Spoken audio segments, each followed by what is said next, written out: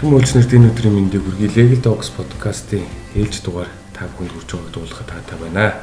Энэ удаагийн дугаараар Улсын их хурлын тамгын газрын нарийн бичгийн даргаар ажиллаж байсан хуульч цолмонтой бид нар үндсэн зочноор өрөөд ярилцахад бэлэн болоо. Энэ удаагийн дугаарыг надтай хамтран хөтлөн явуулахаар зочин хөтлөгчөөр Мөнхөд хууль зүйн сургуулийн багш Ганзар өгш оролцохоор болсон юм аа. Бид тэр Ганзар өгштэйгээр за зочинтойгоо хууль тогтоох техник сэдвийн хүрээнд ярилцах юм аа.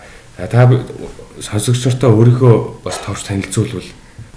За юуны өмнө өнөөдөр одоо подкастт ярилцлаганд радиогийн ярилцлаганд орж оролцуулж байгаа юуны инновац төвийнхэнд баярлж талархаж байгаа илэрхийлэхийг хүсэж байна. За энэ өдөр одоо энэ подкастыг сонсож байгаа сонсогчд нартай энэ өдрийн мэндийг хүргье.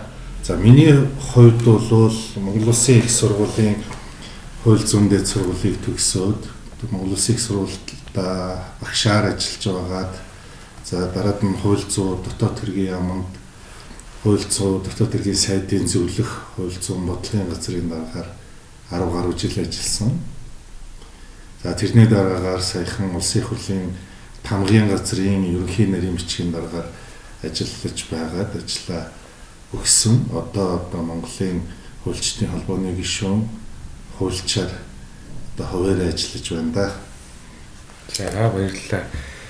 Энэ цолмон хуульчийг энэ удаагийн дугаарын зочноор оролцуулъя гэдэг саналыг Ганзар өгш тавьсан. Яагаад энэ саналыг тавьсан гэхээр ер нь хууль боловсруулах ажиллагаа, энэ хууль тогтоох техник манад ямар төвшөнд байгаа юм. Энэ дээр яг мэргэжлийн судлаачдын санал зөвлөмжийг авдаг юм уу? Энэ өөрөө ямар агуулгыг илэрхийлдэг юм? Тийм ээ. Онлынхын төвшөнд одоо мөрдөж байгаа хууль тогтоомжоор ямар шаардлагууд тавигдгийг тэр энэ асуудлыг бас хүндгэн айгуу чухал юм байна гэдэг юм саналыг манай Ганзар өгш гаргаад энэ сэдвээр ярилцаар болсон юм аа. Багш танд ихний асуулт байна уу? Ер нь бол ерөнхий хууль зүйн техник, хууль тогтоох техник гэдгийн талаар одоо манай цолмон маань дэлгэрүүлж ярих байхаа гэж ингэж бодож байгаа. Энэ бол бас хуульч нар тэр болгон мэдээд идэг сэдв биш. Тийм учраас эхлээд ерөнхий суур тэр ойлголт зарчмуудын талаар ярьж өгөх байхаа гэж бодож байна. Хууль зүйн техник гэдэг сүүлийн үед бол маш сонирхолтой ийм эргэцэн салбар бол бий болж байгаа. За биднийг хууль зүйн дэд сургуульд сурч багшилж байхад бол ер нь хуульч нарт оюутнуудад бол ийм хичээлийг бол заадаггүй байсан. За одоо 5 жилийн сургалттай болсон энэ хичээлийг бол зааддаг болж байгаа юм байна. Бас юм байна. Тэгэхээр энэ бол ер нь бол маш чухал асуудал. За ерөнхийдөө хууль зүйн техникийн хувьд бол хууль тогтоох техник, хууль хэрэглэх техник, хууль тайлбарлах техник гэдэг маш өргөн хүрээг хамарч байгаа. Ер нь хуульч хүн зөвхөн онол үзээд, хууль судлаад, бодлого бодоод дуусах, сургуулаа төгсөх биш. Хамгийн гол нь хууль боловсруулах, хэрэглэх, тайлбарлах тэр арга зүйтэй, техниктэй, практик чадвартай төгсөж байна гэдэг нь бол тухайн хүний одоо хуульч мэргэжлээрээ ажиллах, дадлагжих энэ хугацааг бол маш богино болгодог.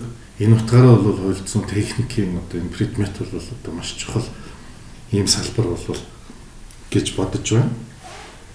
За Ганзар багш маань байж хууль зүйн техникийн хувьд бол хамрах хүрээний хувьд бол энэ маш өргөн хүрээний том асуудал. Тэгэхээр одоо нэг удаагийн подкастаар энэ бол яриад дуусгах боломж бол байхгүй. Тийм учраас миний одоо зөвхөн одоо би хууль зүйн дотоод хэргийн яамд хууль зүйн бодлогын газрын дараагаар ажиллаж байсан. За Улсын их хурлын хамгийн газар ерөнхий нарийн бичгийн дараагаар ажиллаж байсан.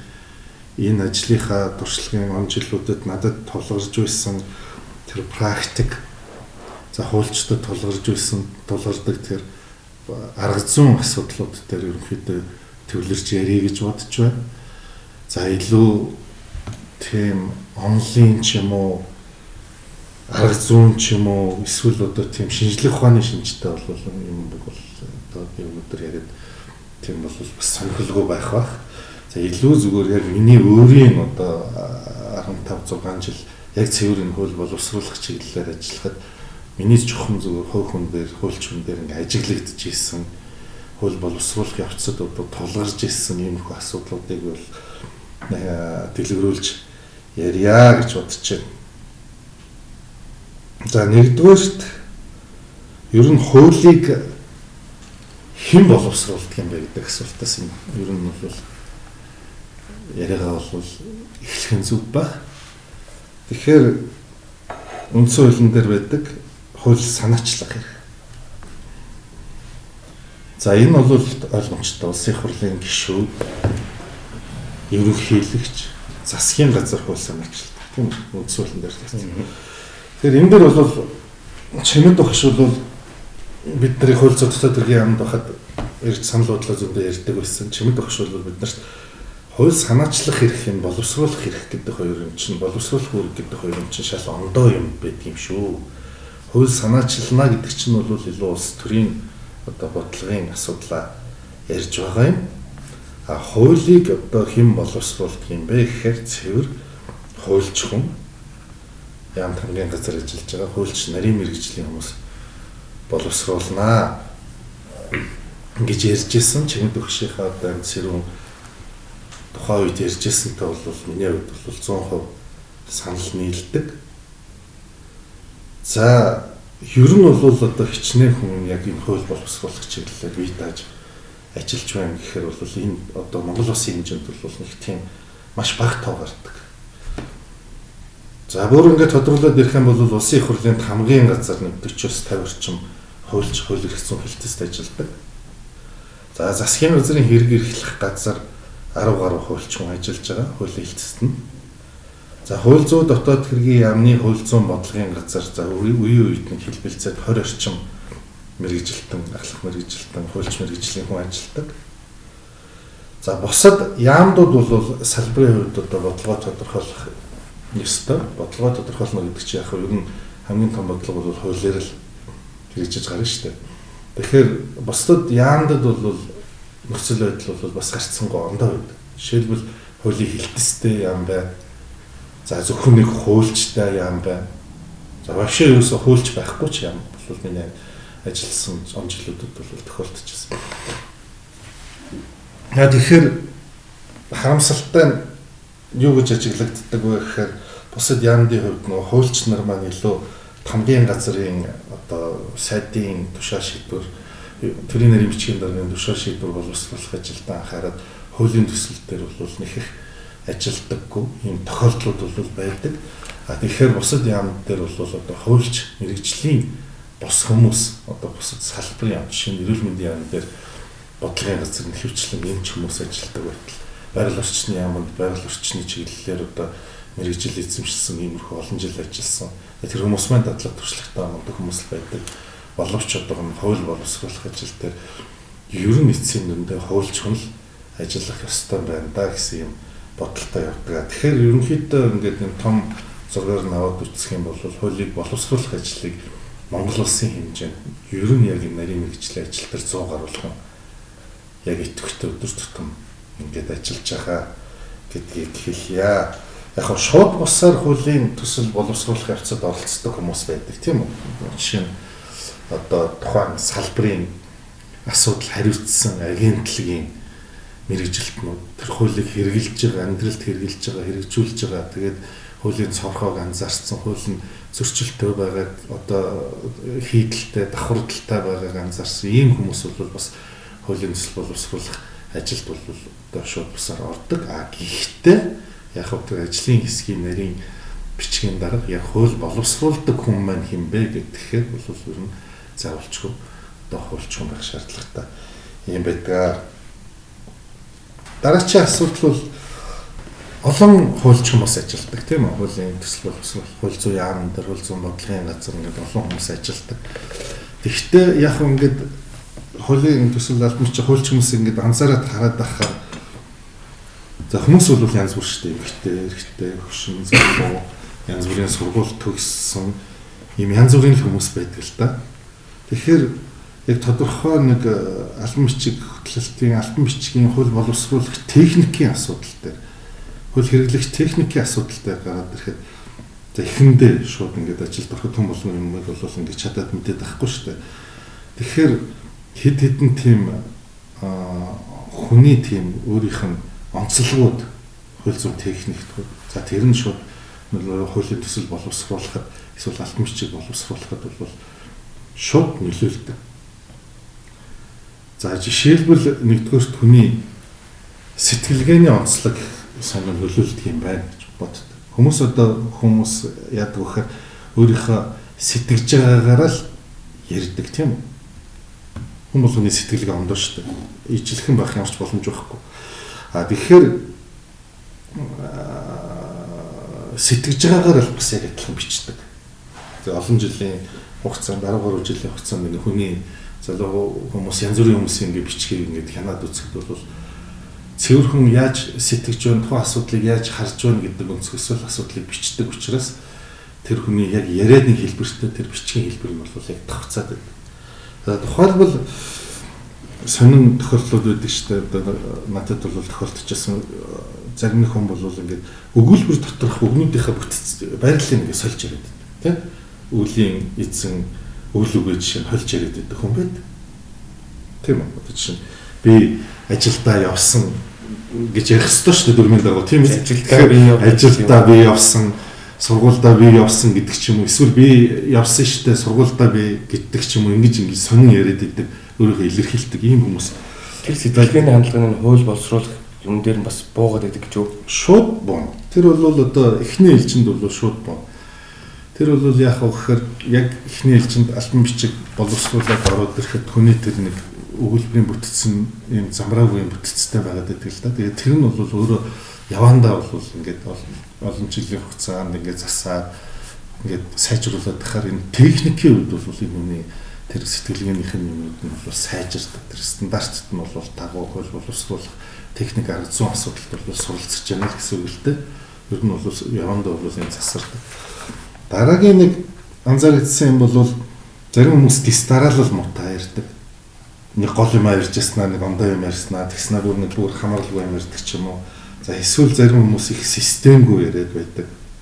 За хэрвээ тэр бол яг хүний сэтгэлгээ хүн асуудлыг одоо хууль зүйн асуудлыг яг яаж харж яах вэ гэдгээр л яг ярьж байгаатай адилхан л тэр чи яг бичихдэр л бол яг тэгж гардаг. Тэгэхээр хувь хүний тийм сэтгэлгээний онцлог бол энэ хууль зүйн техникт бол маш их нөлөөлдөг юм байна гэж би бас боддөг юм.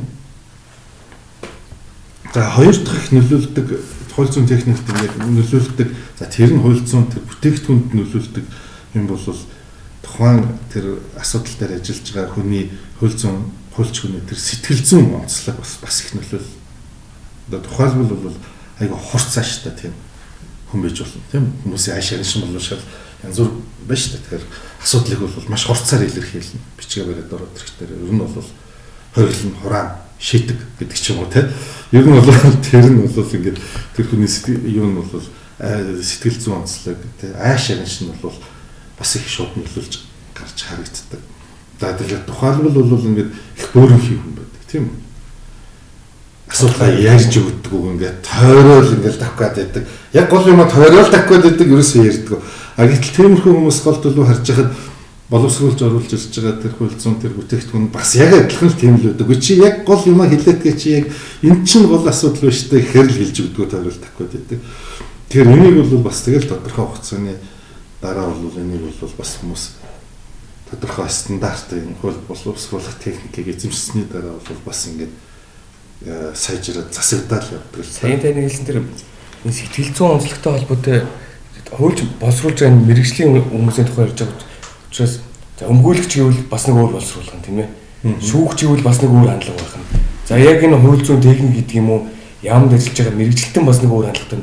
Мэрэгчлээсээ бас хамаарч юм онцгод гарч ирж болох талтай юм тийм. Мэдээж мэрэгчлээсээ бол энэ хамаарна. Тухайн асуудлаа шийдвэрлэх одоо тийм тактик тий тэр хүний сэтгэлгээ тухайн асуудлыг яаж харж яана гэдэг бол тэр хууль зүйн техникт бол шууд нөлөөлдөг. Яг нь тэгээд гол нь нөгөө хууль зүйн техник гэдэг маань тэр хүнийг ерөнхийдөө тэр төрийн албаны стандарт, хууль боловсруулах стандарт, техник арга зүй асуудлыг л эзэмшүүлнэ гэсэн үг шүү дээ. Тэгэхээр тодорхой хугацааны дараа энэ хүмүүс маань одоо жишээ нь ер нь бол яг тодорхой нэг тогтсон Монгол улсад үйлчилж байгаа хууль тогтоомжийн хууль, дахиад гарсан хууль боловсруулах техник технологи зориулсан гарын авлагууд, за яамны дотоод дүрм журам дагаж мөрддөг дүрм журам, за тамирын газрын хурлын тамирын газрын баримтлагдаг хууль дүрм журам зааврыг ингээс сураад тэрийг хэрэглээд ирэх дээр бол энэ бол ерөнхийдөө бол тодорхой яг цэвэр бүтээгдэхүүн нь бол стандартын дагуу байх ёстой л гэсэн.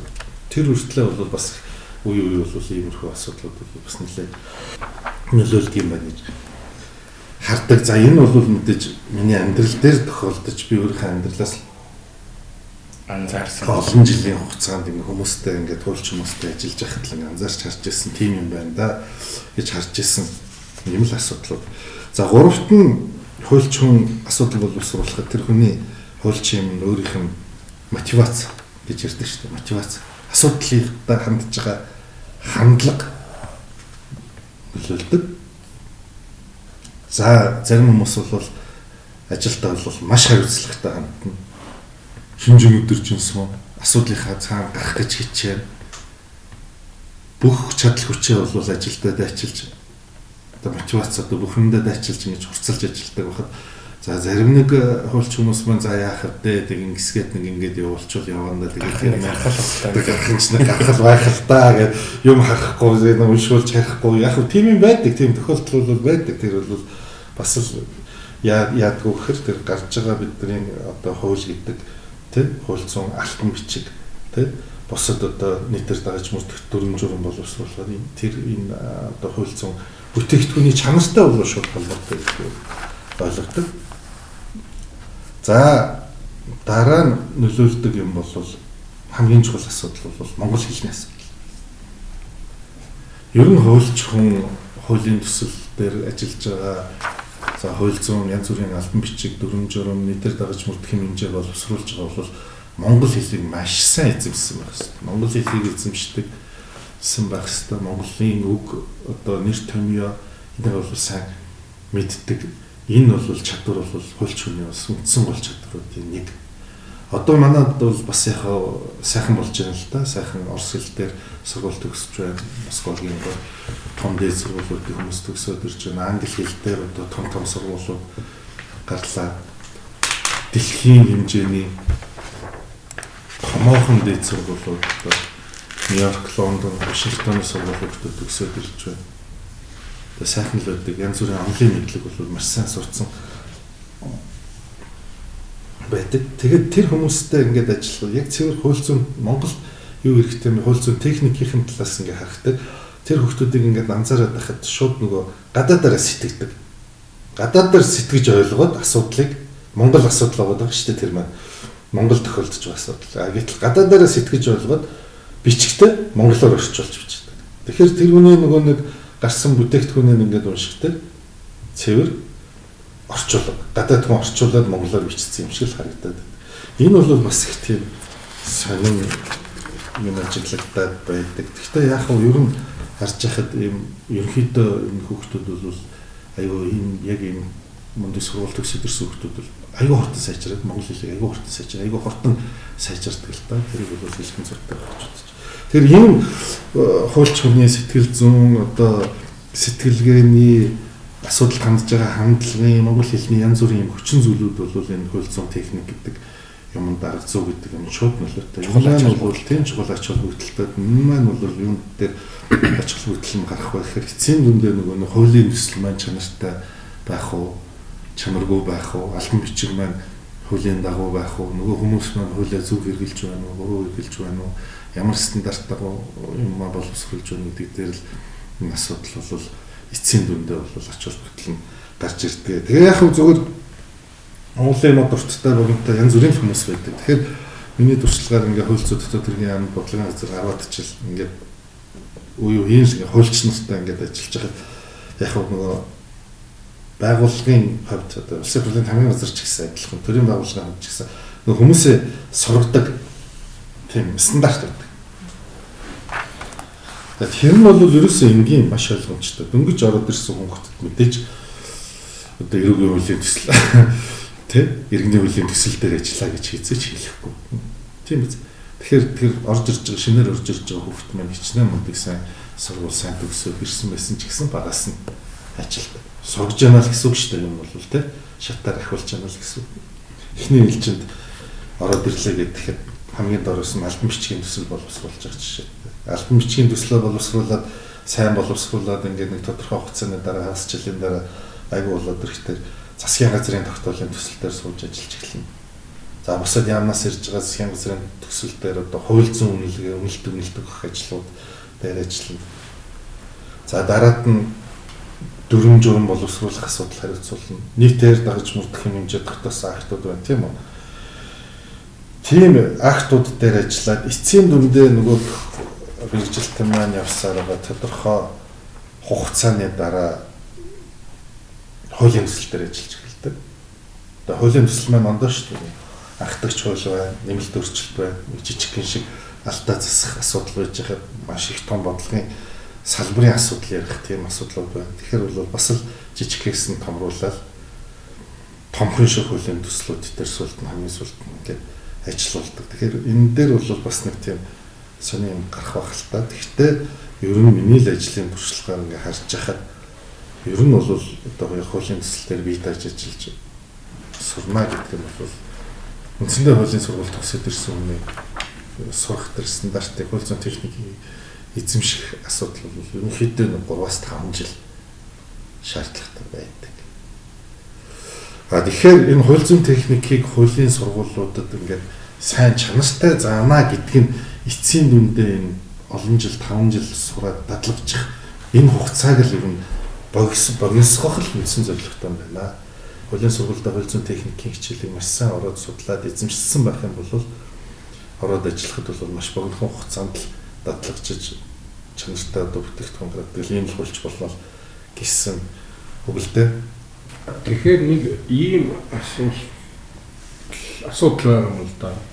За манай хуульчийг бэлтгэдэг тогтолцоо бол эхлээд 4.5 жил эрх зүйчийг бэлтгэдэг. Тэгээд мэргэжлийн дадлага хийгээд явдаг. Нэг хуульчийн гэрчлэгээ авдаг. Нэг ийм процесс байна л да.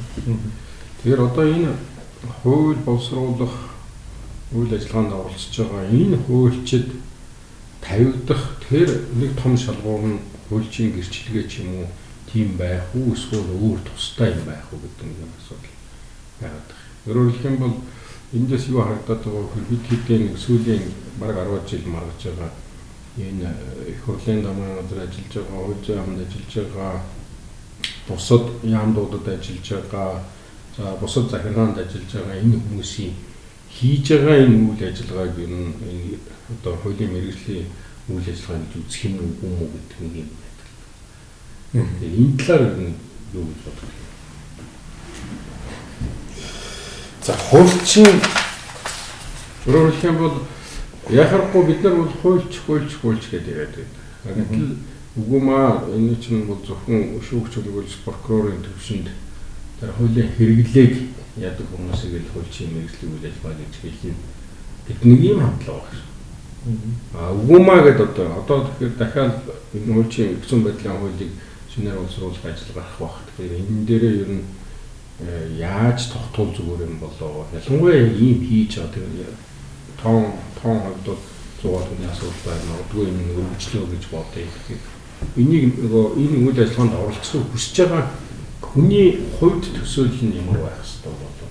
Ер нь хуульчийн мэргэжлийн үйл ажиллагаа хийгээд байгаа хүн юм уу эсвэл аппаратын үйл ажиллагаа хийгээд байгаа хүн гэж өөрөөр харах юм уу? Юу гэж харах юм бол? Яг хуульчийн эрх зүйн байдлын тухай хууль за хууль зүйн дотоод хэргийн яамнаас боловсруулж улсын хурлаар батлуулж ирсэн. Тэгээд яг хуульч гэдэг өөрөө өгч нь хуулийн мэргэжил хуульч гэдэг өгч нь бол ер нь үндсэн хуулинд одоо шууд зааж өгсөн цөөхөн хэдэн мэргэжлийн нэг шүү дээ. Тэр шүүгч хүн хууль зүйн дэд боловсролтой мэргэжлэрээ 3-аас доош жил ажилласан байна гэдэг ч юм уу. Шүүхийн ерөнхий зөвлөл хуульчдаас шүүгчийг сонгон шалгаруулна гэдэг ч юм уу. Үндсэн хуулинд бол нэлээд хэрэглэгддэг нэр тийм байна л да. Яг бидний хувьд бол дипломоо эргүүлээд харах юм бол эрх зүйч гэж төгссөн байна.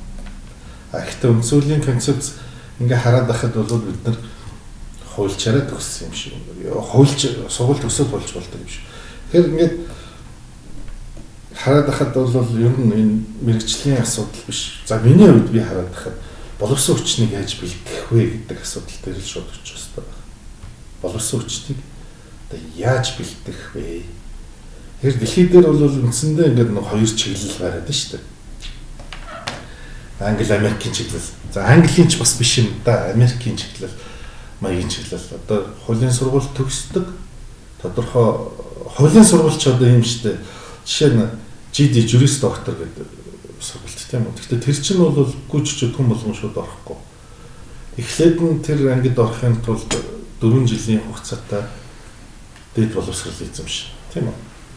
Одоо юу гэдгийг эдийн засаг байдаг ч юм уу, утга зохиол судлаач, санхүүч, ондоо ямар нэгэн мэргэжил эзэмшнэ. А тэрний дараагаар бол 3 жил шууд хууль үзээд хуульч болж байгаа тийм үү. Тийм ээ. А тэгэхээр нийтдээ тэр хүн хуульч болохын тулд 7 жил сурч байгаа шиг байна. А тэрийг нь бол бас яг заримдаа хүмүүс хуульч болохын тулд 7 жил сурдаг шүү гэж тайлбарлаад. А тэр бол үгүй. Хуульч болохын тулд 2 дэд сургууль төгсдөг. Тэгээд тодорхой насанд хүрсэн байх хэрэгтэй юм байна гэсэн би бол ойлголттой байдаг. За сургуулаа төгсчлөө 7 жилийн дараа. Тэрний дараа жилд 2 удаа болдог баарын шалгалтанд бэлтнэ. Баарын шалгалтанд бэлтнэ тийм үү? Шалгалт өглөө тэгээд тэр хүн хуулийн одоо практикийн үйл ажиллагаа явуулах хэрэгтэй болно. Тэр нь шууд утгаараа бол өмгөөллийн үйл ажиллагаа явуулах хэрэг нэгдэж байна гэсэн.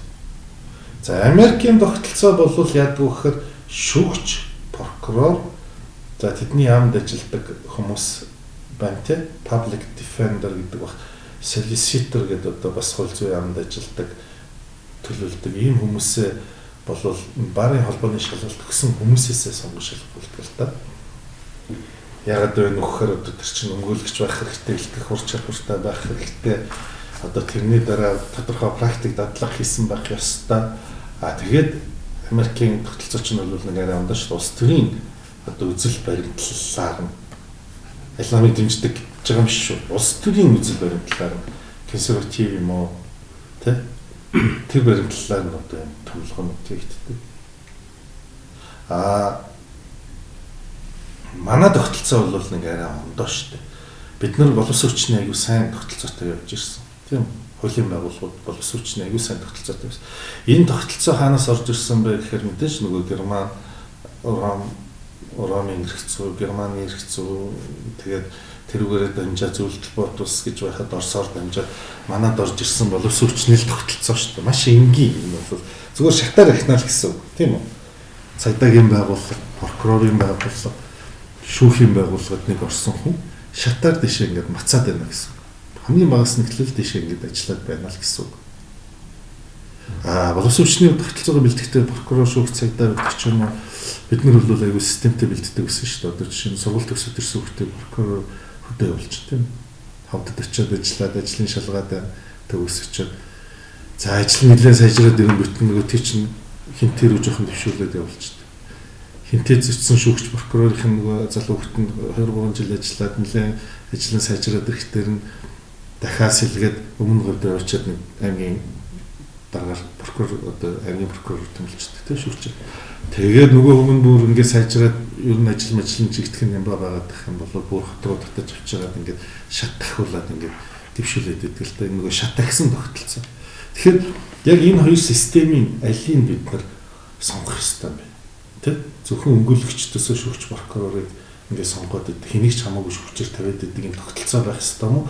Эсвэл сургууль төгссөн хүүхэд тэр шүүгч болёо гэж бодож байгаа бол тэр шүүгчийнхаа туслахыг хийгээд олон жил нарийн бичгээ хийгээд шүүхийн дотоод ажил шүүхийн хамаг юмыг мэдээд туслах шүүгчийн туслахаараа ажиллаад дараад нь шүүгч болоо тэгээд орон нутагт ажиллаад ингээд явдаг ийм тогтолцоон дээр байх юм уу гэдэг нь боловсон хүчний сургах дадлагжуулахын тогтолцоотой холбоотой болов гэж би бодож байна. Аль аль тогтолцоог нь бид нар бол бас нэг сая богино хугацаанд тушаад үзчихлээ шүү дээ. Тэгэхээр за миний хувьд бол зүгээр бодохдоо тэр цэцгийн хулчийн мэргэжлийн үйл ажиллагаа гэдэг дээр гарсан хэдий хэдүүлээ тэр дүнэлтийг бол За ер нь энэ Америкийн тэр шүүн тэслэх ажиллагаанд ордог хүмүүсээс сонгон шалгаруулдаг эн чинь бол болохгүй шүү. Ер нь бол тэгж хуучин системийнхаа тогтолцоогоор ингээд доороос нь ингээд сургууль төгссөн хүмүүс тухайн байгууллагад прокурор болох гэж байгаа юм, прокурор ажиллаад шүүгч болох гэж байгаа юм, шүүх ажлыг дадлагж туршлагажиж ингээд зөвхөн нэг хууль зүйн техник маш сайн болж иж ингээд дэше ахдаг явдаг юм тогтолцоотой байх ёстой гэсэн утгаар тэр цэцгийн гаргасан сүлд гаргасан шийдвэрийг бол би ойлгож бодож байна.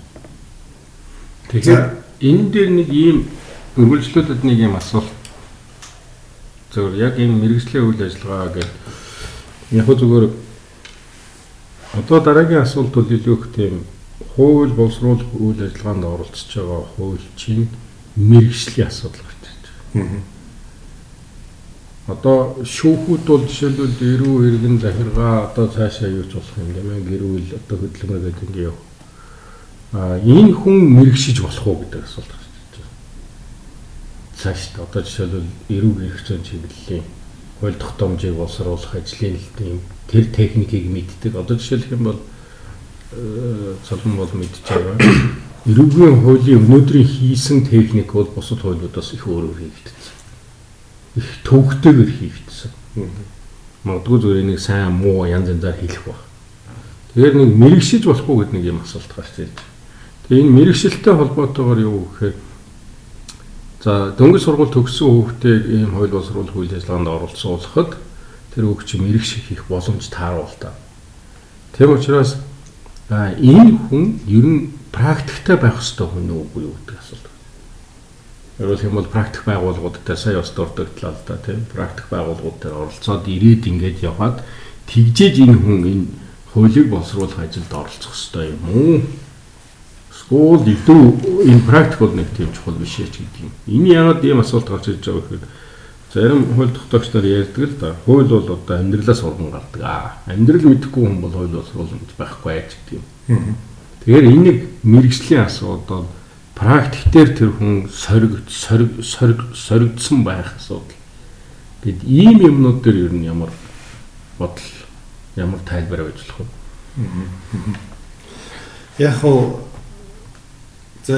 бидний хувьд бол нэг сүүлийн тэр хууль хэрэгцээ мэдлэгийн тухай хууль гарсан бас нэг хэдэн жил бас ойлгомжгүй нэг системээс нөгөө систем рүү шилжээд ингээд нэг жоох маргаантай яваад байна шүү дээ. Тэр энэ асуудлыг бол ярилтаа зэгцлэх ёстой байх. Зүгээр гадны улсын жишээг ярихад бол одоо нөгөө баристер, солиситор гэдэг хоёр мэргэжил гарч ирж байгаа. Хуулийн сургууль төгсдөг юм байж. Яг баристер нь болох дээр яг тэр шүүхтэр очиод илүү хууль хэрэгэлдэг, маргалддаг, мэтгэлцдэг, тактиктай, стратегитай тийм өмгөөлөгч хүн илүү ярьдаг. Гоёор юмыг асуудлыг одоо нотлохын тийм үнэн зөв цуглуулаад тэрийг асуудлыг үнэн зөвөөр бодтойгоор нотолч чаддаг. Ийм хүмүүсээ бол илүү тэр баристер буюу шүүгч прокурор тэр нөгөө нэг торон юуны цаана шүүхтэр очиж ингэж маргадаг хэрэгтэй хүмүүс гэдэг шүү. За солиситор гэхээр илүү нөгөө бичиг баримтын боловсруулаад өгдөг илүү иргэний эрх зүйн талдаа шүү. Гэхдээ хүний гэрээ мэрээ бизнесийн эрх зүйн талдаа хамгийн юмнуудын зөвлөгөө өгдөг бизнесийн одоо тусалцаа үзүүлдэг хүмүүсийг хэлээд байх шиг байгаа юм. Ер нь би хувьдаа бол төрийн албаны тухай хуулийг дахиж нэг харах зөв юм болов уу гэж боддог. Ер нь энэ хууль зүйн техник мэддэг энэ хүмүүс чинь хин юм бэ гэхээр нэгдүгээр хуульч мэргэжлийн хүмүүс юм байх нь хоёрдугаар за шалгалт өгсөн хүмүүс. Тэг ямар шалгалт бэ гэхээр төрийн албаны шалгалт. Тэгэхээр хин байдаг вэ гэхээр ер нь бол одоо та мэдчихэж төрийн захиргааны албаны шалгалт. Захиргааны улс төрийн биш. Төрийн тусгай биш. Тусгай биш, үйлчилгээний биш. Энэ хэдэн яам тамгын газар ажиллаж байгаа, хурал ажиллаж байгаа энэ хүмүүс бол ер нь бол төрийн албаа гэж. Жишээ нь бол Германд биднийг бас харж байхад юмнуудыг ингээ харж байхад үгүй танах энэ яам гэдэг чинь бодлого боловсруулдаг. Бодлого чинь хуулиар гардаг юм аа. Манай энэ яамдын ажиллагчдын нийт 90% тийм үү? 90% нь хуульч мэргэжлийн хүмүүс гэдэг юм аа. гэж хэлжсэнийг бол санаж байна. цэвэр одоо хууль зүйн техник эзэмшсэн, хуулиа мэддэг, салбар эрхцүүдтэйгээр нэлээд мэрэгчсэн ийм хүмүүс нэлээд ингэж ажиллаж дадлаг туршлага болж явж байхад тэгээд дараад нь төрийн албаныхаа шалгалтыг өгөөд төрийн захиргааны албан тушаалтан болоод гарч ирж шүү дээ. Энд чинь бол миний ойлгож байгаа шүү. Ер нь яг нэг шүүгч гэдэгтэй адилхан бэлтэж байгаа шүүгч болдог. Олон жил туслах шүүхийн нарийн бичиг хийж байгаа шүүгч болдог. Эсвэл прокурор байгууллагад ажиллаж байгаа прокурор болдог. Мөрлийн байгууллагад олон жил мөнгөлөгч хийж байдаг. Нийтдээ чадaltaй мөнгөлөгч болдогтой адилхан. Төрийн захиргааны албан агчид бол нэлээд сайн хууль зүйн техник боловсруулсан. Ер нь гол ажил нь хууль зүйн техник сайн мэддэг, хууль сайн хэрэгэлдэг, клиник төвшөнд юм сайн боловсруулдаг ийм байж ижил төрийн захиргааны албан агч болох юм байна гэсэн зүгээр юм бол миний бодол. Тэгэхээр нэлээд томхон шинжилэл энэ хуулийн эрх зүйн байдлын хуулийн мэргэжлийн асуудал бол заавалчгүй төрийн албаны шинжилэлтэй бол бас нийцүүлж, зохицуулж хийх шаардлагатай болов гэсэн би бол дотроо юм бодолтой байдаг юм. Зүгээр тэр хууль боловсруулах таны хэлдэг тэр мэргэжсэн байх ёстой юу гэдэг дээр бол энэ дээр хоёр асуудал гардаг. Нэгдүгürt мэдээж хуулийн одоо хэрэглэн дээр ажиллаж исэн хүмүүс. Одоо жишээ прокурорд ажиллаж исэн, эрүүгийн байдлын шийдэх хууль хэрэгжилж исэн, эрүүгийн хууль хэрэгжилж исэн ийм хүн болвол мэдээж эрүүгийн байдлын шийдэх хууль эрүүгийн хууль дээр ажиллахад мэдээж илүү. Тэгэхээр одоо нөгөө нэг сайн мэргэжилтнийг оруулж авах гэдэг л асуудал яригдэн шүү дээ, тийм биз. Гэтэл нөгөө талаас хууль зүйн сайн техник эзэмсэн, сайн сургууль төгссөн хэрнээ дадлаг туршлагагүй хүн буруу гэдэг бол хотлоо. Яагаад тэгэхээр хуулийн төсөл боловсруулах ажил чинь зөвхөн практик хууль хэрэглээний асуудал мэдхээс гадна маш олон хэлтэй судалгаа хийдэг. Гадны улсын хууль тогтоомжийг бас харьцуулаад үзчихдэг, судалдаг, тэрийгээ нэлээд сайн боддог ийм шаардлага бол бас хоёр тавигддаг. Тэгэхээр бол энэ бас зөвхөн хуулийн сургууль төгсөөд дадлага ажил гэхээсээ илүү бас их онлайн нарийн мэдлэгтэй харьцуулсан судалгаа хийдэг, тэрэндээ анализ дүгнэлт хийдэг байх юм бол бас их тийм хууль боловсруулж байгаа, төвшөнд ажиллаж байгаа энэ хуулийн техник мэддэг энэ хүмүүсийн хувьд маш чухал шаардлага гэж ойлгож байна. Танаас дараагийн нэг асуулт байна. Сүүлд Эрдэнэ уулган багштай уулзаас бид бас подкаст ихний зочноор оролцуулсан. Тэгээд энэ хууль боловсруулах, хууль тогтоох үйл ажиллагаанд энэ мэргэжлийн хүмүүсийн санал бодлыг тусгах, оролцуулах энэ байдал ямар байгаа вэ гэдэг асуудлаа нэг асуулт асуухгүй. Тэгэхээр мэдээж хангалтгүй байгаа. Тэрнээс нь болоод одоо юу гэдгийг эрүүгийн үйл дээр хууль цугцааны асуудлууд гарч идэг ч гэдэг юм уу.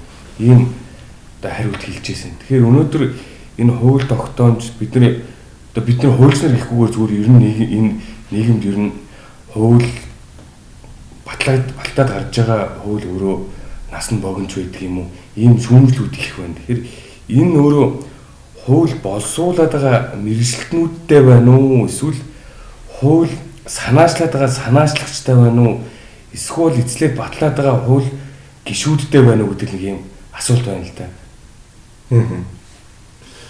Яг хоо ганц зэрэг багшлалээ те тэр эрүүгийн хуулийн асуудал. Ер нь Монгол улс чинь 735 хууль хүчин зөвлөлтөөр үйлчилж шүү дээ одоо. Тэгэхэд бүх хуулиуд нэг стандарттай. Тэр нь болохоор улсын хурлын баталсан хууль буюу улсын хурлын шийдвэрийн төсөл боловсруулах хөргөн мэдүүлэх журмын тухай гэж хууль байлаа. За одоо хууль тогтоомж байлаа. Тэр хуулийн чинь дагуу хуулийн төсөл боловсруулах гарын авлага стандарт тэ үзэл баримтлалын яаж боловсруулах, хуулийн төслөө яаж хийх вэ? Энд бүгд хуульчлагдсан асуудал байхгүй юу? Харилцаа байхгүй. Тэр энийг нэг хүн өөрөө санаагаараа хүний хүсэл зоригоос хамаардаг юм биш шүү дээ. Тэр чинь стандартын дагуу ажиллах ёстой шүү дээ. Гэтэл эрүүгийн хууль дээр яагаад ч юм тэгээд нэг шалгамдаа стандартаар л ингэ зөвлөлчлээд явсан юм байлээ. Тухайн үед бол би хууль яамд бол ажиллаж байгаагүй. Тухайн үед би Америкт Колумбийн сургуульд сурч байсан. Тэгээ ер нь бол хууль гэдэг чинь нэг тийм ойлгомжгүй байх хэрэгтэй асуудал биш. Ганц зэрэг хөшилдэг тийм. Хууль гэдэг бол энгийн ойлгомжтой. Заавал хуульчмын хэрэглээд хуульчмын ойлгож тэр чинь хэрэглэн амьдрал дээр тэрнээс гадна хуульчийн одоо тусалцаа авч чадахгүй хүн ч гэсэн уншаад хэрэглэхэд тэр нь бас ойлгомжтой энгийн байх, аль болох энгийн байх хэрэгтэй гэж бол тэрдэг. Ер нь бол бас тэрэн дээр стандартыг нь бол бас нийцүүлэх хам одоо өөрийн хугацаанд бол бас тэрийн хууль зүйн дотоод хэргийн яам, хууль зүйн бодлогын газар бол судалж байгаа бахаа л гэж найдаж байна. Яагаад гэвэл энэ эрүүгийн хууль чинь бол зөвхөн нэг жирийн нэг 735 хуультай адилхан хууль биш шүү дээ. Ер нь бол эрүүгийн хууль гэдэг бол маш эвгүй нэг үг эрүүгийн хуульд ороход Монгол улсын иргэд бүгдээрээ эрүүгийн нэг мэдсэн чинь Монгол улсын иргэд бүгдээрээ гэмт хэрэгтэн болцсон дуужиж магадгүй юм хөл байхгүй. Тэгэхээр эрүүгийн хууль дээр бол маш онцгой анхаарах юм зайлшгүй шаардлагатай. Таны сая хариултаа холбоотой бас нэг сонирхсан асуулт байна. Энэ хууль зүйн нэр томьёо судлал энэ хууль техник хууль боловсруулах үйл ажиллагаа юу чухал баха. Манай ч н одоо 1924 онд анх дугаар үнцүүл батлагдсанаас хойш өнөөдрийг хүртэл хэрэглээд заншчихсан нэр томьёо ойлголтууд бас нэлээдгүй байгаа бах. Би тэгэл энийг нөгөө хэлэх гэж байгаа кейс нь болохоор нөгөө эрүүгийн хууль дээр гэмтэргийн тухай хууль эрүүгийн хууль гээд тухайд их маргаан гарч ирсэн юм шиг үлээ.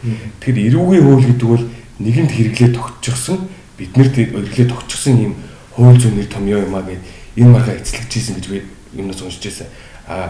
Энтэй холбоотойгоор ер нь манай одоо энэ мэрэгжилтнүүд энэ хууль зүйн нэр томьёо судал гэдэг юм уу, хууль зүйн нэр томьёонуудын одоо хэр зэгцтэй гэдэг юм уу, ойлгомжтой байдаг. Эсвэл тэр хууль зүйн нэр томьёог тэн сууж байгаа мэрэгжилтэн бүр ингээд суралцах явцдаа ингээд өөрт нь бий болчдөг юм уу? Эсвэл энэ нэр томьёо ийм агуулгатай шүү гэд тэнд одоо юу гэдэг нь салбарт нь гэдэг юм уу? Тэнд ийм их сурулж байна уу? Эсвэл бид нар ер нь энийг цаашдаа судлаад ийм шүү гэд нэг ийм бүрэн судалгаа гаргах юм уу? Одоо Нарангэрл багшийн их зүйх төлөвч гээд нэг бид нар тэр бүтээлийг ашигладаг. За Монгол хэлний нэр томьёоны тайлбаруудыг ашигладаг. Тэгээ хууль заасан ихний нөгөө томьёолчсныг нь харддаг. Тэдний хоорондоо зөвлөлтийн юмуд байгаад идэг. Энэ тал дээр та өөрийнхөө саналыг хэлвэл. За ер нь хууль боловсруулах техникийн арга ажиллагааны хамгийн чухал асуудлыг хөндөж ирж байна. Ер нь тэгээд хууль гэдэг чинь үгнээс өгүүлбэрээс л бүтэн штэ. Тэгэхээр нэр томьёо гэдэг чинь бол илүү тухайн үгийг мэрэгжлийн хувьд бол яаж үзэх юм бэ гэдэг л асуудал. Хуульчхан энийг одоо яаж тайлбарлаж болох юм бэ гэсэн асуудал. Тэгэхээр яг хоо ерөнхийдөө бусад яамдуудаас харж байгаа нэр томьёог маш ихээр оруулах хандлагатай. Ер нь зарим хуулийн төсөл ороод ирэхэд чинь 20-30 нэр томьёо бичээд оруулаад байна. Тэгээ яг үхээр энэ дээр 2-3 асуудал гардаг. Нэг нь бол нэг гадны юм хуулж бичиж байгаа болох дээр орчуулж монгол хэлээр орчуулж чадахгүй болох дээр шууд нэр томьёонд оруулждаг. Хоёрд бол зайлшгүй шаардлагагүй батал бахан нэр томьёо бичиж ороод ирдэг. Тэгэхээр хууль зүйн яамнаас ямар бодлого барьдаг байсан бэ гэхээр ерөнхийдөө нэр томьёо бол минимал юм байх хэрэгтэй. Зайлшгүй шаардлагатай тохиолдолд нэр томьёо хэрэглэнэ. Бүх юмыг нэр томьёолоод одоо ингээд дээч хууль тайлбарлаж байгаа юм шиг ингээд тайлбарлаад иж болохгүй л гэдэг. Ийм л шаардлага тавьдаг байсан. За хууль зүйн техникийн хувьд практик дээр бид нар яаж сургадаг вэ гэхээр цэвэр хуулийн ангиллалын асуудал яригдана. Тийм үү? Үндсэн хууль тэрний дараагийн гол чухал одоо нийгмийн суурь харилцаа зохицуулж байгаа хуулиуд байна. Иргэний хууль, эрүүгийн хууль, эрүүгийн байцаан шийдэх хууль гэдэг ч юм уу тийм. Цэвэрханы ерөнхий хууль гэдэг ч юм уу. За тэрний дараагийн түвшний тухай хуулиуд байна. За ингээ хууль зүйн нэг ангиллалын онол шүү дээ. Тэр онлын дагуу л ажиллана. Үндсэн хууль заавалчгүй ихний ээлжинд хууль томьёог үндсэн хууль нийцүүлсэн багс. Дараад нь нийгмийн суурь харилцаа зохицуулж байгаа хуульд заасан утга агуулга гарна гэхээс тэрний дараагийн шатны хууль нийцүүл. Ийм л практик дээр ингэж л одоо хууль зүйн техник боловсруулалтаа хэрэгэлдэг л дээ. Нэр томьёоны онол арга зүйн асуудлыг бол манай энэ чимэд багш амар санаагтай юмч Нарангэрл доктор бас их ярьдаг. Бас юм том сэдв байсан. Чимэд багшийн бол нэлээд бүр ер нь их онцгой анхаарч энэ дээр бол анхаарал тавьдаг юм сэдв байсан шүү. Өөрийнх нь бас их гар бичмлүүд байдаг. Өөрөө хуваараа сууж байгаа нэр томьёог айгүйх тайлбар хийдэг. Нэр томьёо бол маш их чухал. Гэт онлынхын талаас нь чимэд багшинлыг тайлбарладаг юм байсан. Тэр нэг томьёоны асуудал бол ер нь наривчлж одоо цааш нь яг л заавалчгүй ирж явах, судалж явах одоо Монгол Улсын их сургууль, хууль зүйн дэд сургуулиудын судлагдсан хамгийн гол одоо асуудал байх л гэж би бодож байна. Практикийн хувьд бол одоо тэр хүмүүсийг бол одоо байгаа хууль зүйн бодлогын хүчин төгөлдөр үйлчилж явах нь тэр араамд нь багттай ажил бид нар сурвал та. Гол асуудал хүчин төгөлдөр үйлчилж байгаа болтой зөрчилдөж болохгүй. Байшин гэдэг юмыг үндсэн хууль дээр тайлбарлагдсан байтал чи ондоо өнөх хөлтэй шал ондоогоор бичиж болохгүй л гэдэг л ийм л гэдэг л баяр. гэдгийг утгаар нь хэлж болохгүй л гэдэг юм шаардлагын дагуу суудаг. Над нэг ийм асуулт түрүүнээс хойш бодогдоод байгаа. Хууль бол бүтээгдэхүүн гэдэг юм аа. Тэгэхээр яг энэ талаар ер нь яагаад бүтээгдэхүүн юм бэ? Тэгэхээр бид нарын энэ хуульч нарын нийгэмд өгж байгаа нийгэм хэрэглэх ёстой нэг том одоо зүйл бол яхахгүй хууль мөн. Тэгээд чанартай байх, чанаргүй байх, за удаан жил үйлчлэхгүй байх гэдэг. Мэдээж энэ нь бол энэ хууль анх яаж бичигдсэн, зөв бичигдсэн, муу бичигдсэн энэ юмудаас их шалтгаалж байх л да. Тэгээд надад бол илүү их тийм одоо анхаарал татаад байгаа асуудал бол энэ хууль бол бүтээгдэхүүн юм аа гэдэг юм. Тэгэхээр ямар бүтээгдэхүүн байх вэ гэдэг. Энийг ингэж ер нь томьёолж болохгүй юу? Ийм асуулт байна. Яг бүтээгдэхүүн гэдэг чинь бол яг айхтар тийм хууль тогтоомжийн хууль юм уу эсвэл яг стандартд хэрэгэлдэг нэр томьёо биш л дээ. Яг ер нь бол тэрийг илүү сургалтын явцад ингээ хэрэглээд төгссөн тийм онлын мэгтэл асуудал гэж ойлгодог. Тэр яг хууль болох хууль. Бүтээгдэхүүн гэдэг нь бол яг тэр нь бэлэн болоод гараад ирчихсэн төслийг л хэлээд байгаа юм шүү дээ. Тэр төсөл чанартай байх ёстой гэдэг л агуулгаар бол хэрэглээд. Түүнээс шүүл яг энэ бол одоо манай мөрдөж байгаа хууль тогтоомжийн хууль тэр нь дагаад гарчихсан тэр болон дүрм журм стандартууд бол яг бүтээгдэхүүн гэж хэрэгэлдэг л дээ. Илүү ярианы хэллэг тийм онлын талаас л энэ асуудлын нэр томьёог бол хэрэглээд байх шиг надад санагддгийн.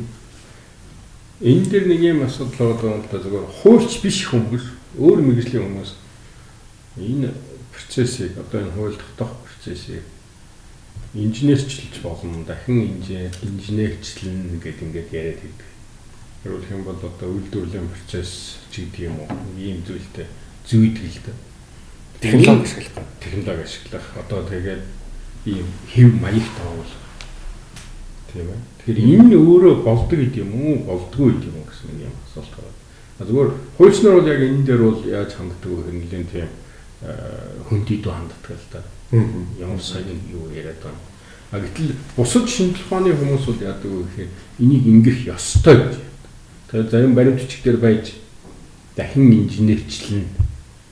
Тэгэхээр энэ процесс чи өөрөө инженерчлэгдэж болдог гэдэг үгүй гэсэн.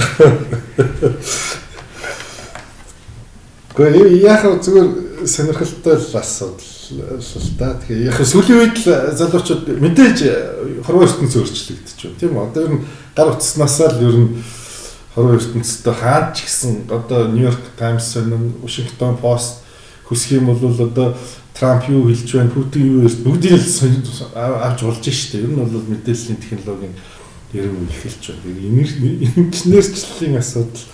Яг хөө тэрнтэй холбоотойгоор би нэг юм хэлээ юм тий. Хууль хэрэглэлээ гэдэг бол бас урлаг штэ. Ер нь урлаг талтай байхгүй. Та бол одоо их сургууль маш олон жил одоо хууль зүйн дэд сургууль багшилсан хүн. Тэгэхээр лекцийн урлаг гэж яагаад байгаад идэв? 2000 жилийн өмнө бараг 3000 жил манай эртний өмнөх одоо хэдэн онд ч үлээ Ромын эрхцүүд Лафинд Грект хүмүүс олон хүмүүсийн өмнө гараад ингээл хүмүүсийг юм ярьж ирсэн лекц тавих урлаг шүү дээ. Одоо лекцийн хичээл гэдэг хичээл юу яагаад байж байгаад байгаа. Тийм одоо жишээ нь лекц их сургуулийн урднуудад хичээл заахад заавалчгүй нэг багш хэрэг байна уу? Тэр сайхан бичлэг биччихэл тэрийг тэгээд телевизээр дээр тавьчихсан. Тэгээд хүмүүс нь сайхан ойлгож аваад яагаад байж болохгүй гэж тийм үү? Гэхдээ зөвхөн хууль бол нийгмийн шинжлэх ухаан. Энэ бол бас төрөний миний хэлдэг инженерчлэл гэдэг бол бас яг эмоцгүй шүү дээ. Сэтгэл зүй, сэтгэлгээний онцлог, хүний сэтгэл зүй, эмоц, тухайн үед тэр заалыг яаж удирдах вэ, хэн өмүүлж байна, хүмүүсд одоо оюутнуудад яаж тэр санаагаа ойлгуулах вэ гэдэг чинь бол багшийн бол лекц зааж байгаа багшийн урлаг. Тийм биз? Одоо жишээ нь Монгол Улсын их сургууль би ч гэсэн багш л байсан. Анги дотор нэг аюултай сахилгагүй хүүхэд багт хичээл заахад бол маш аюултай болдог. Хичээл заахад аюу хүнд болдог багшид. Тэгэхээр тэр хүн нөгөө аюултай хүнийг хамгийн түрүү хараандаа үнэлж ижил лекц явуулахгүй бол лекц заахад бол аюу хэцүү. Тэгэхээр ер нь хууль зүйн шинжилгээ ухаан гэдэг бол за мэдээж инженерчлэн хорвоо ертөнц хөгжөөд технологи хөгжөөд хааш явах юм би бас мэдээж таашгүй. Гэхдээ энэ бол бас хүний цэвэр урлаг тэр сэтгэлгээний онцлог эмоц тий яаж шудраг хэсэг одоо технологи инженерчлэлээр одоо тогтох юм бэ мэдэхгүй юу хэрэгчлөө ийм л асуудал байгаа болов уу гэж би бодож байна. За та хуульчин ажлынхаа стрессийг яаж тайлдаг? Таны хобби.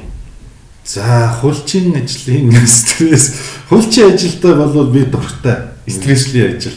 Тэгэхээр ажил мэргэжлээсээ болж яг хөө стресс гэнээрээ баг юм болов уу гэж боддог. Гэхдээ миний хамгийн гол бас хийдэг дуртай юм бол яг аль болох биеийн тамираар хичээллэхийг оролддог. Чимэд явна, бассейн цэлнэ, уулан талхна нэг их нэг би ангийн шигшээд орохгүй ч гэсэн подицны шигшээд бол бас миний нэр бол байж байгаа шүү. Байрны подицны шигшээд бол байгаа шүү гэдэг шиг тэр бүх юм л бол оролцдог. Нэлээх биеийн тамираар хичээлэхэд цаг зав их зарцуулдаг та. Дараагийн асуулт нь та хамгийн сүүлд ямар ном уншиж байгаа вэ? За тэр номоо хуульч нарыг уншаарай гэж санал болгол аль болох мэрэгжлийн бус ном байв зүгээр болов те. Санал болгол ямар номыг тайлах вэ? За мэрэгжлийн бус ном их ер нь сүүлийн үед баг уншсан шүү. Харин энэ зоноос би ном зохиолж авсан. Сүүлийн crisis ер нь дэлхийд даяар үндсүүл ямарч байна, арчил ямарч байна. Одоо дэлхийд даяар болохоо байчлаа. Одоо ер нь яах юм бэ гэдэг нэг юм асуудал хүндсэн нэлээд том ном Amazon-оос захиж авч ирсэн. Ер нь номыг захиад авахд бол бас их дуртай газараас дэлхийн ямарч өнцгөөс ном захиад авахд амархан болсон байлээ. За хамгийн сүүлийн асуулт нь энийг танаас асуухад их танд их зохих асуулт байна. Энэ асуултыг олон хүмүүс зохидог асуулт. Та яагаад гэдэг нь одоо энэ асуултыг шүүгч хүнээс асуусан, үндсэн хуулийн цэцгийн гишүүнээр ажиллаж байсан хүнээс асуусан, багш хүнээс асуусан, өмгөөлөгч хүнээс асуусан. Бүгд өөр хариулж ирлээ. Таны бодлоор хууль гэж юу вэ? Товчхон хариулвал. За энэ ч асуулт товчхон ч хариулж байсан бол том асуудал байна л да. Яг зүгээр хууль гэж маш олон хүмүүс янз бүрээр тайлбарлаад байдаг. За тэгэл янз бүрийн нэг олон жил хуульчин мэргэжлэр төгсөөд явсны дараа зөндөө олон ном зохиол уншаад л ингээл явж байгаа. Одоо гадны төвтний янз бүрийн эрдэмтэд өөрийнхөө өнцгөөс л хараад байдаг л да. Тэгэхээр хууль гэдэг юмыг би бол дангаар нь тэр эрхцүү гэдэг юмнаас бол салгаж ойлгож болохгүй байна гэсэн ойлголттой явдаг. Тэгээ олон жил ингээд нөгөө өстой нөгөө хууль зүйн техниктэй тэгэл өөр. Яг хөө тэр утгаар нь хэлэхэд миний хувьд бол хууль гэдэг цэвэр одоо эрх мэдлийг хэрэгжүүлж байгаа байгууллагаас одоо улсын хуулиас үүдэх ч юм уу одоо өөр хаана гэдгийг тэр улсад тэр тодорхой улс төрийн том эрх мэдлийг хэрэгжүүлж байгаа байгууллагаас нь батлаад гаргачихсан заавал мөрдөгдөх шинжтэй мөрдөгдөж чадахгүй бол хариуцлага заавалч хөхөлөх шинжтэй юм дүрм журмал гэж би дотроо ойлгож авдаг. Эсвэл нэг позитив насаараа нэг хуультай зурлцсан гэхээр айгүй энгийн болгож тайлбарлаж яж болох юм. Гэхдээ эрх зүй гэдэг юм бол арай өөрхөн утгатай. Бидний өнөөдрийн нийгэм монголчууд одоо энэ 735 хуульч үйлчлээд байгаа үйлчлэл нийгмийн харилцаа зохицуулж байгаа шүү дээ. Одоо сандал ширээний харилцаа зохицуулахгүй шүү дээ. Нийгмийн харилцаа зохицуулж байгаа шүү. Хүмүүсийн хооронд тэл харилцааг зохицуулж байгаа шүү.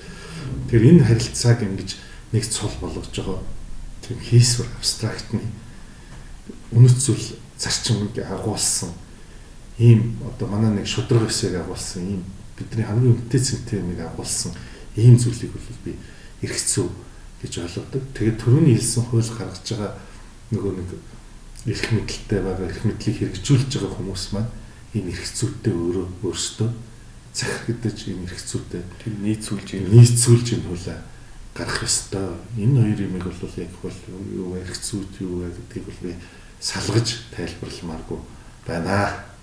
За гэд бидний урилгыг хүлээн авч тэр болгон бас судлагддгүү энэ талаар одоо манай судлагдсан судалж байгаа бүтээлүүд бас их ховор байдаг. Тэгээд хууль зүйн техник, энэ хууль тогтоох, боловсруулах, санаачлах энэ уншаад энэ сэдвийн талаар одоо сонирхолтой ярилцлага өгсөн танд баярлалаа. Таны цаашдын ажилд өндөр амжилт хүсье.